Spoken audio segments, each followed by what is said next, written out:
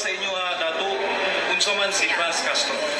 Ang nakita na mo kang Ral Castro, meron yun na gisunod sa amuan, nangitnak mo mga bata. Kunya karon na suspended siya ng napaman sa kamot sa gobyerno. Ang gusto yun na mo, matanggal yun sa kamot sa gobyerno. Kanang niya kadaot sa amo sa tribo, sa lungsod sa Talaingon. Wala minaingon ani na ang taga-salumpungan kung wala sila nag-organize sa mga lumad sa Talaingon. Muna ang inauton na mo, nag-angin sa diri sa Manila na ipatanggal yun na mo si Castro. Mula niya kadaot sa amo ang sa tribo na dapat hindi na amo maon sa gobyerno ang si Castro kay mula niya kadaot. Isa man ang gobyerno nanong gilimutan aw sa nakadaot sa atuha. Gidaot pa ang tribo, gidaot pa ang gobyerno. Nanong kung tinuod pa ang gobyerno si Castro, walay nangis grasya nga tao namo. Wala nangin dak og mga bata.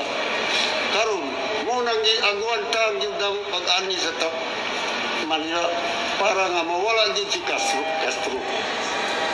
Ano lang ako ang ikasulti na itinanan din matanggalan din og servisyo si Castro. Mo nang nakadaot sa amo sa tribo nga antog pa karon nga sige pangita sa among kauban nga kung asa na ang mga tao na mo nga asa na ibutang nila Castro. Wapay labot namatay si Bibiaon, wala pa yun ipakita sa amo kung tinuod ba namatay na si Bibiaon. Muna ang murag nasakitan ni sa amo ang dugan nananong giingon na naon ni Castro na maayo man yung tao.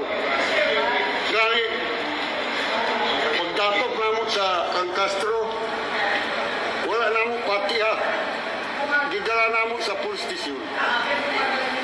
Nga para nga makakita ang gobyerno nga dili mi tribal ang mga lumad sa lungsod sa Talaingon.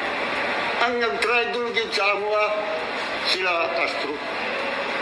Maunang kami ang gid ni Manila upatabang sa gobyerno nga tanggalon gid si Castro para nga mausay ta wala na problema sa lungsod sa Talaingon. Karon wala na Castro karon sa bukid, wala na MP sa bukid. Malinaw gid maski pa magbaktas kag gabi wala kay madlokan sa dalan kay maayo wala may mula ka nga armado. Mao na nga antod ang mga karsada sa bukid, nanay mga karsada sa bukid sa salumpungan nga ubay-ubay na karon ang inay ang taga-salumpungan na nananong. Kaya kami sige pangit ka sa among kauban na asa na ibutang ni Castro. Mao na ang yugid ni sa gobyerno nga tanggalong gid si Castro. Mora na nga ako kasulti. Salamat. Ako po si Attorney Israelito Torion. I am here assisting the indigenous peoples po of Talaingon. No? Mga Atamanobo po sila. They are led by Dato Alan Kausing, Andigaw Agay, and Guting Dalyak Dausay. No? They are the leaders. Sila po ang mga leaders po ng mga indigenous peoples po ng Talaingon, Davao del Norte.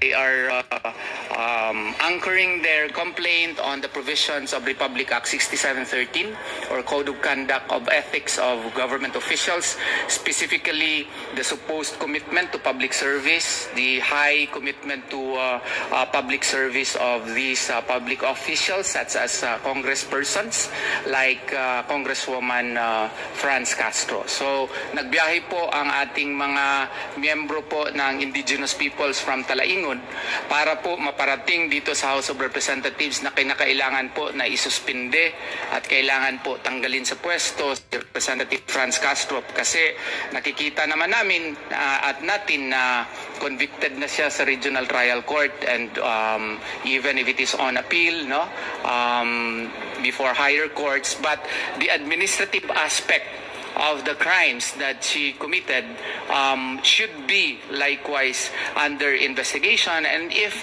after proper proceedings it is found that she is administratively guilty, then proper penalty such as suspension or if not expulsion from the House of Representatives. Ako po si Dato Malibato, Kausing, isang ancestral domain management officer ng ancestral domain ng Atamanubo ng municipality ng Talaingod, Davao del Norte.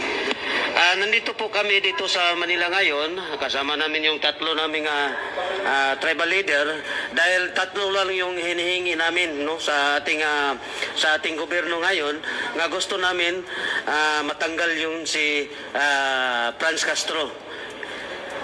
Bakit no? Kasi yung ginawa niya sa amin parang hindi inirespeto yung rights of the IP no? In terms sa aming rights kasi hindi niya inirespeto. Bakit hanggang ngayon nakapagsahod pa rin sa ng pira ng bayan na sa lahat no. So ipangalawa parang walang respeto ng yung tawag yung sa aming tribo no. Parang walang respeto bakit nandyan pa rin siya sa Kongreso.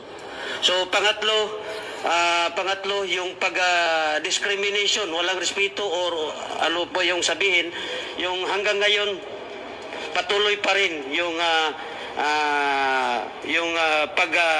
serbisyo ng ating bayan. So gusto namin na marinig yung sa aming hinaing na matanggalan siya, mapaalis congresswoman sa ating bansa or kasi parang iba talaga sa aming customary law kasi parang wala nirerespeto yung law namin.